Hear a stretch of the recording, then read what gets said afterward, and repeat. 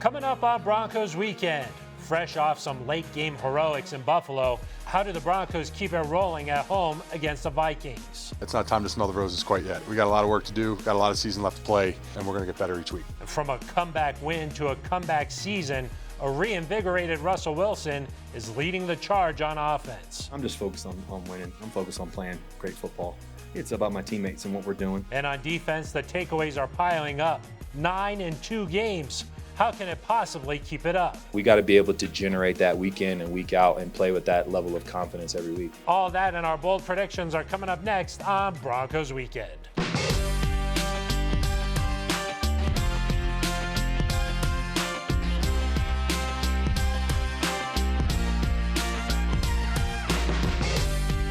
Hello, and thank you for joining us here on Broncos Weekend. I am Phil Milani, alongside the Hall of Famer, Steve Atwater, and our Hall of Famer, Nate Jackson. That's right. Guys, how's it going? A lot of excitement in town now with the Broncos winning 3 games in a row. We're getting you ready for kickoff against the Vikings. Steve, this should be a pretty good game. Yeah, it should be a big game. Both teams have had some success here lately, and I don't think many people were expecting these two teams to be at this point right now, especially considering how we started. So I'm looking forward to a great game, and this is going to be a fun breakdown today. Yeah, the Vikings on a hot streak, right? They're on a longer streak than the Broncos. And so you can't think about the Vikings streak. You just got to think about yourselves. The Broncos are on to something. They're clearly caught fire in a way. That's 3 games in a row. But you can't start feeling real good about yourself. You got to stick to your plan. You got to stick to your routine. Take one day at a time. And, I think it's a good opportunity for them to end this streak with a Viking. They got to fall off at some point. Maybe now's the time for the Vikings. Yeah, I mean, they've kind of been rolling here with Joshua Dobbs coming into the lineup for an injured Kirk Cousins. They've won 5 games in a row. I think a few weeks ago, some people maybe thought, hey, Sunday Night Football, maybe they'll flex out of Vikings Broncos. Now it turns out these are the 2 hottest teams in the NFL. Steve, how did the Broncos turn this thing around like this? Well, they've been playing solidly in all 3 phases of the game. Kicking game has been solid right from day one. The offense has picked up. They've been really efficient. They haven't turned the ball over as much. They're much more physical than they were earlier in the season, and they're playing to the whistle. And defensively, the turnovers, man, that's the key there. Yeah, you said that they might have been flexed out of it. Now it's their opportunity to flex. Oh, yeah? On national TV. I like that. Right? I mean, you talk about the turnovers. Can they keep up that pace? 9 turnovers in 2 games? Maybe not. That's kind of anomalous, right? You don't have that many turnover opportunities typically. Now, we hope that they're going to. You know they're going to continue harping on it. And these guys are playing at a high level, but the offense is going to have to maybe, pick up if the defense can't get as many turnovers. But you're right. The special teams are playing really well. Marvin Mims is leading the NFL in returns. The defense is playing lights out, and the offense is starting to play a brand of football that seems to fit what they're about. They're establishing the line of scrimmage. They're establishing the run. They're aggressive on the offensive line, and I think that's boding well for this team, just all 3 phases. The Broncos did dig themselves a little bit of a hole. 1-5 to start the year. Only 4 teams in the Super Bowl era have made the playoffs after that. And in order to do it, you got to get on one of these streaks. So we'll see if the Broncos can keep it going. Sean Payton always talks about, hey, it's a thin margin between a groove and a rut, but there's no doubt about it. This team is in a groove right now. Playing this game at home and having a home crowd, I think it's significant.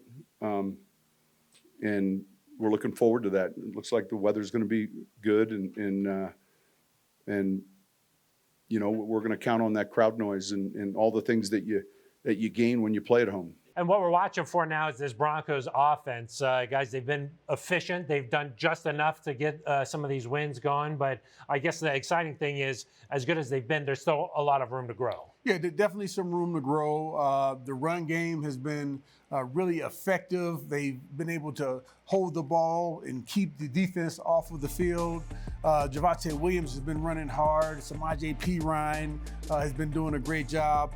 And the passing game looks pretty good as well. I mean, it's not 200-300 yards, for receivers catching the ball every game, but they're really efficient and they're making the catches when they have to.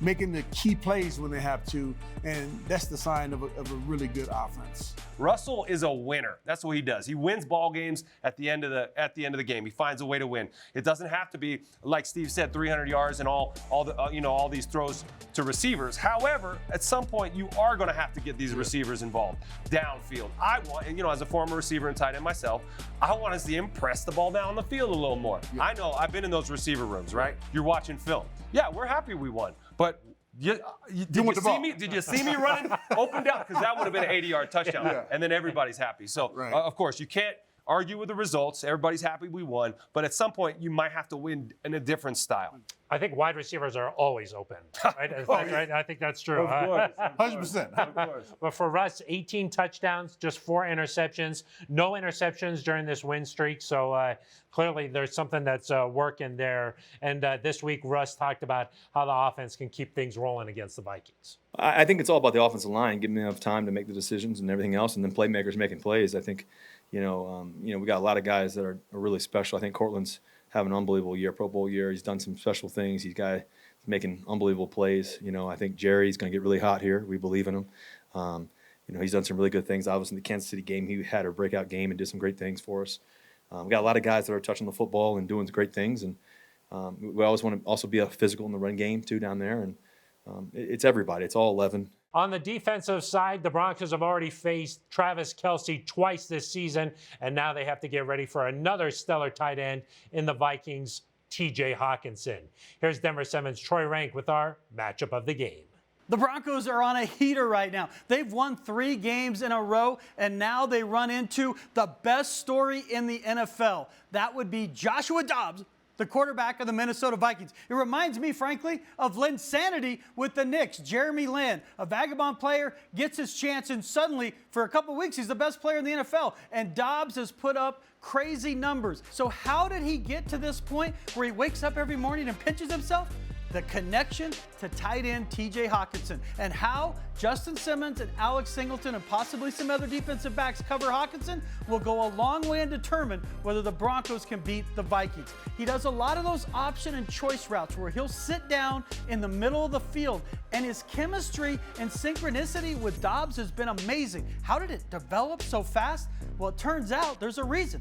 They both work out in Nashville in the offseason at George Kittle's ranch over there that he trains all these tight ends. Who throws to him? That would be Josh Dobbs. So he has 27 targets, folks, over the last 2 weeks. Only CeeDee Lamb of the Cowboys has more over that span. So the key for me will be get him off his route. Disrupt the timing, because that's what you see when you watch the All-22. A guy and a quarterback who are completely in sync. If the Broncos solve that with Simmons and Singleton and maybe one more X factor, TJ will not be A-OK. Thank you very much, Troy. Good stuff there. It's time for us to take our first break here on Broncos Weekend. When we come back, we'll take a closer look at Carlin Sutton's career season so far. And we'll also offer up our bold predictions for Sunday Night Football. That's next on Broncos Weekend. Enjoying his finest day as a pro, Elway threw 5 touchdown passes to lead the Broncos to a 42-21 victory.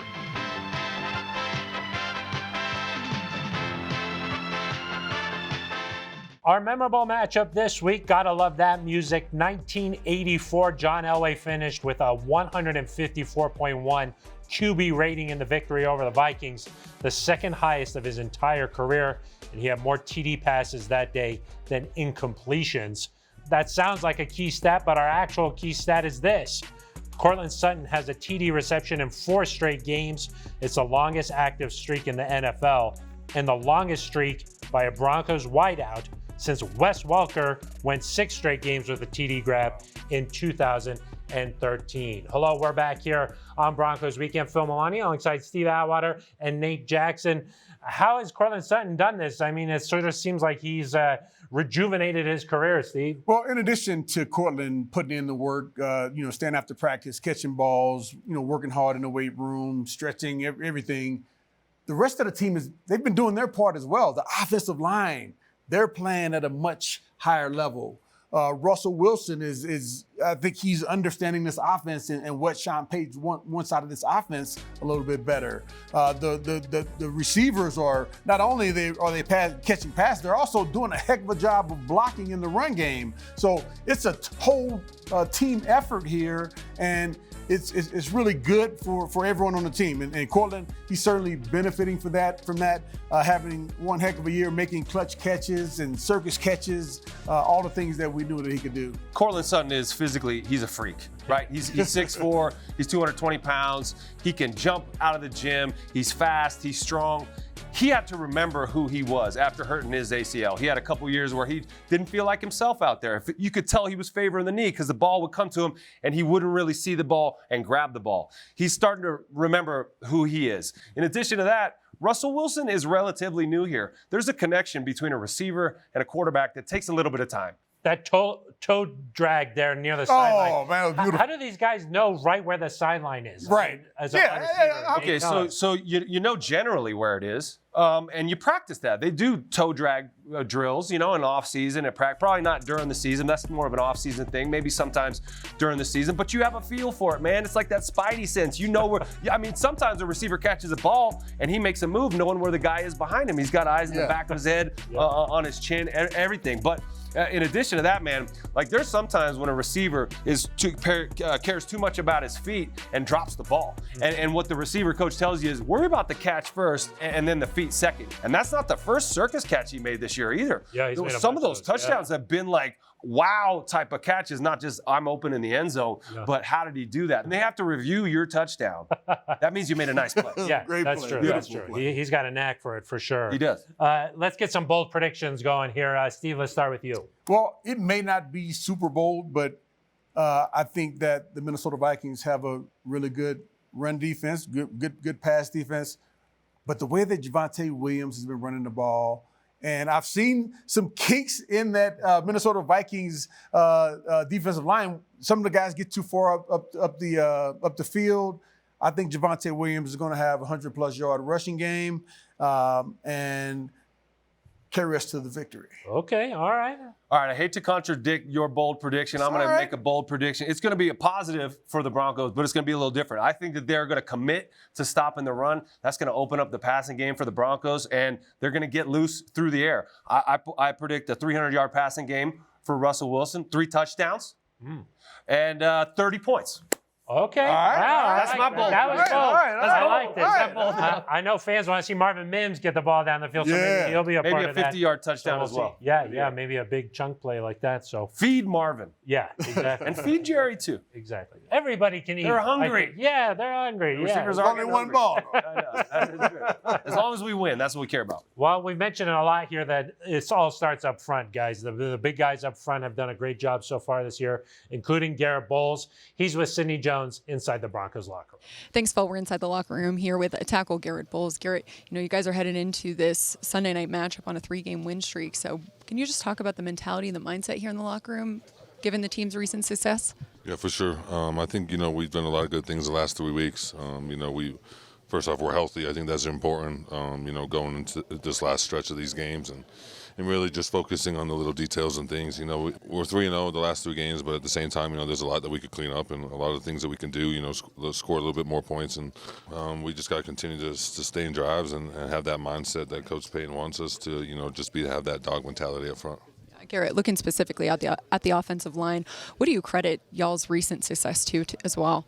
I mean, when we went on that 14-play drive against Buffalo, I think that was just speaks volume of who we are as people. And, that's what we expect to do is, we want to finish the game and have the ball in our hands. And, we pride off of that, all 5 of us up front, with me and Ben and Kush and Quinn and Mike and all of us, we all were one. And, we want the ball in our hands. We want the game in our lines. And we want to keep number 3 fresh and get the ball into our playmakers. How do you guys set the tone every game? I think it's just the juice that we have up front and, the love that we have for one another and, the tight-knit group that we are and just everybody just, feeds off of each other's energy and, we look at each other and we know that each person has our back. Looking ahead to Sunday night, what have you seen on tape from this Vikings defense? Crazy defense. They do a lot of different stuff. They zero pressure. They they do a lot of blitzes and things like that. A little odd, nothing too crazy, but front wise, just a lot of pressure and a lot of guys moving around. So we just got to be really detailed in our communication and make sure we're going to the right guys. What would it mean to win back-to-back primetime games here to tell the rest of the league, hey, the Broncos are the real deal? It'd be huge for us, but we just got to control what we can control and go into this game knowing that we have the mindset of what it takes to win. And I think we're building this culture of that we're expected to win. We're expected to win these games, and I think when we believe that and we eat, sleep that, and I think it's just a mindset of a mentality that we're just going to continue to carry. And I think from the top guys to the bottom guys that we all feel that way. Garrett, really appreciate your time. Thank you. Yep, thank you. Phil, I'm going to send it back to you. All right, time for us to take our final break here. When we come back, we'll have our keys to a Broncos victory and also how can they reverse their Sunday night football fortunes. We're just going to focus throughout the week on the execution of the game plan, and hopefully this weekend we come out with another win. Everyone likes to say, takeaways come in bunches, man, because once you get that one, mindset-wise, you just shift into, okay, get another one, not content with just the one. And that's kind of the mentality. And so, for us, man, we know that's a big reason why, we've been winning games, and we got to find ways to continue to generate that. Justin Simmons is quietly putting together another terrific season, picked up his third interception of the year last week.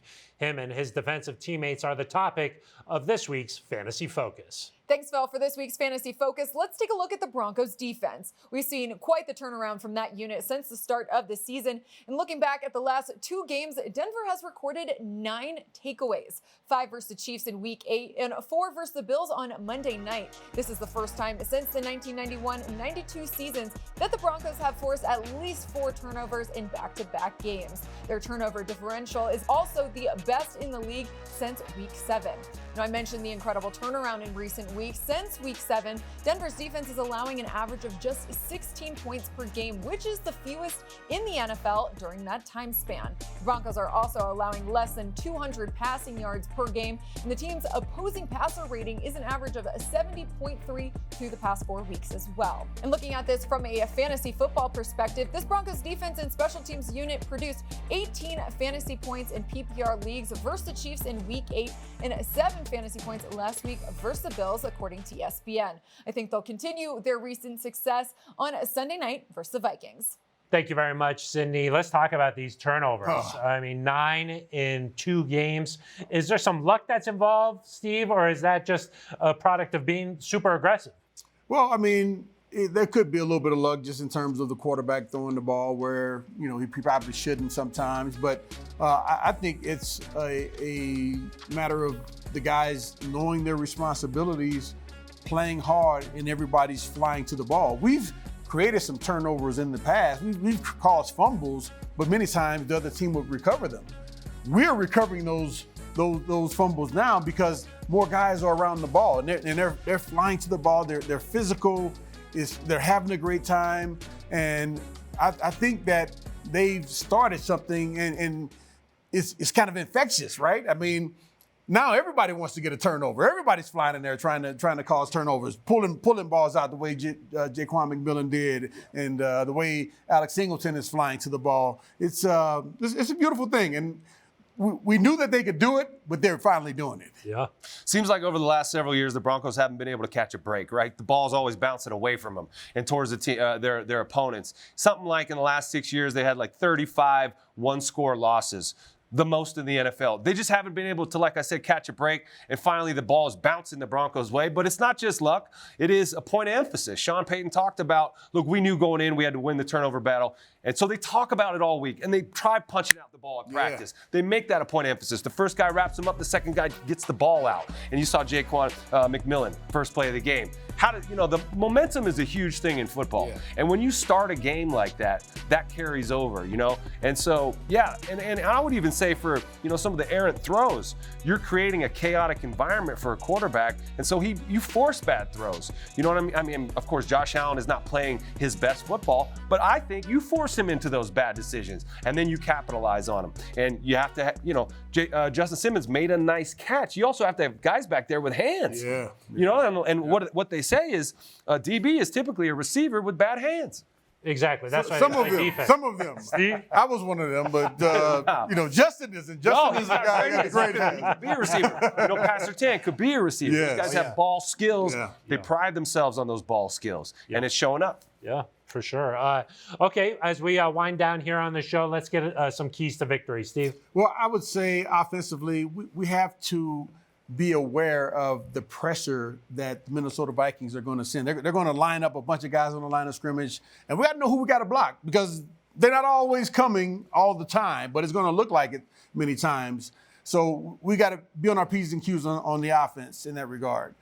Defense, T.J. Hockenson. If we shut down T.J. Hockenson, I don't think Joshua Dobbs, I don't think he'll be able to function right. It's when you take away your best the best receiver, what else can he do? Yep. He's a newer receiver there, and I think that'll start to show some in this game that hey, he hadn't been here since training camp. Yep. Keys to the game for me, it sounds simple, but touchdowns. You got to find a way to put the ball in the end zone. The Broncos had all those turnovers last week and only 6 points off of those turnovers. Sean Payton talked at the podium after the game and said typically when you have that many turnovers, you score more points. And he likes to score points. He's an offensive play caller type of coach. And so capitalize on their mistakes with touchdowns.